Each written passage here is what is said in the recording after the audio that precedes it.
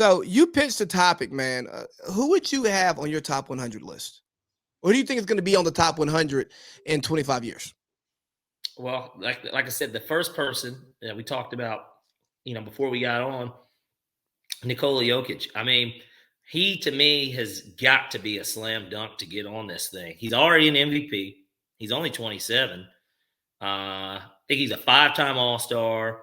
He's got to be probably All-NBA first team at least twice already. And he's probably made the team, the second or the third team too within those years. The man is a 7-1 walking triple-double. And he's taking his team to the West Finals. He's having to go. These guys are going against, now they're going against LeBron in the West. Well, which nobody's really going against LeBron anymore. But you're having to go against Steph Curry. Well, I'm just saying the Lakers ain't nobody fearing that shit. But Devin Booker. Devin Booker. Like, you're going. The West is just oozing with good teams. And so, he would be the first person I would think of.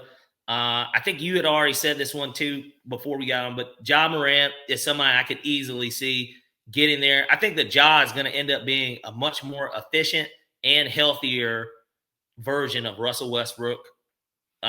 Maybe not as Mr. Triple-Double-ish. He doesn't have to get the numbers, but he's more of a winner. He's probably going to win more. Yeah. And he'll still be giving people, because think about it, he's in year 3. Yeah, year 3. He's in year 3, makes his first All-Star game. He's going to be making this team every year unless he's injured. From here on out, he's a starter this year. Fuck it. We didn't even say him, but, man, Trae Young will probably be on the list. I mean, you tell me what's wrong with that. I gotta see another playoff run. And I know it's early.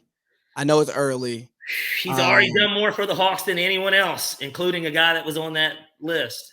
That guy that was on that list has like a career average of 25 a game. 27. There we go. Isn't it kind of crazy that Dominique Wilkins was scoring like that? I mean, but then again, he was dunking the ball almost every other play. I wrestled with Trae Young on my list. Let me see who else I got. I got Luka. I don't think there's an argument or conversation about that. Luka's there. Well, when they do have the 100 team, they're going to pull up the 75th anniversary highlight of Michael Jordan coming up and hugging them. Yeah, that was that's think about it. Obviously outside of the fact that he's going to be raking in so much money for Jordan for the rest of his life. Yeah. We're talking what could become, because right now Dirk holds that title, what could become maybe the greatest European basketball player of all time.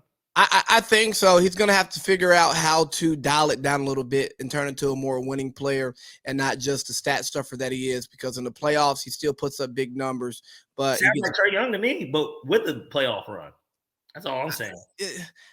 And they're going to be together, obviously, I wrestled with Trae. I really did. I did wrestle with Trae. So I'm not totally mad at it. I got Embiid. I think he's a lock.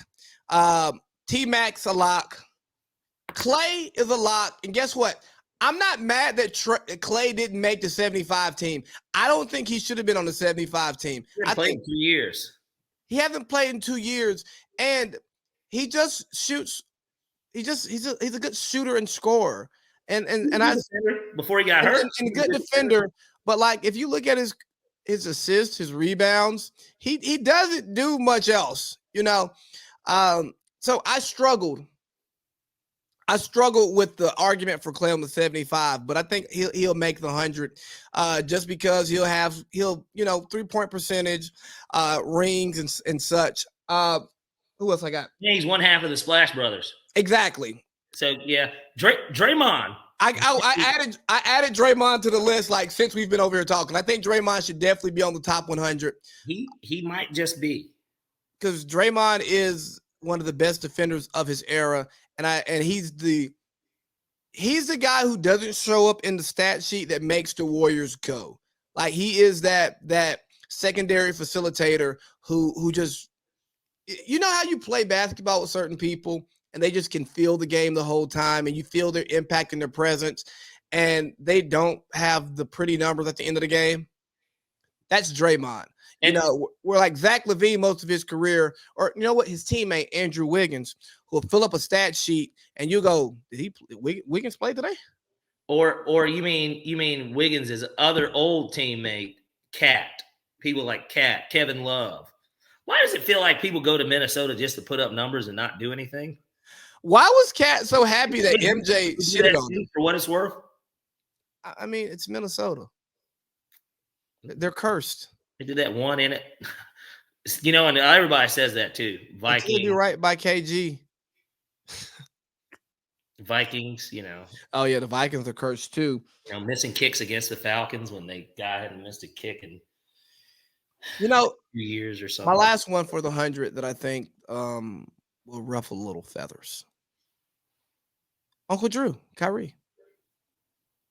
I had no problem with that though. I think that he would definitely be somebody that would be on it. And of course, we can't see the future of the guys that are in college now, some people that are in high school. Yeah. Now, if you came out and you said Bronny or, you know, that's such an ESPN. I bet ESPN would say something. You know what? Or you said Mikey. You know what? No, stay on Bronny because we're going to run this transition. So Bronny, LeBron talked about wanting to play with Bronny before his career ended.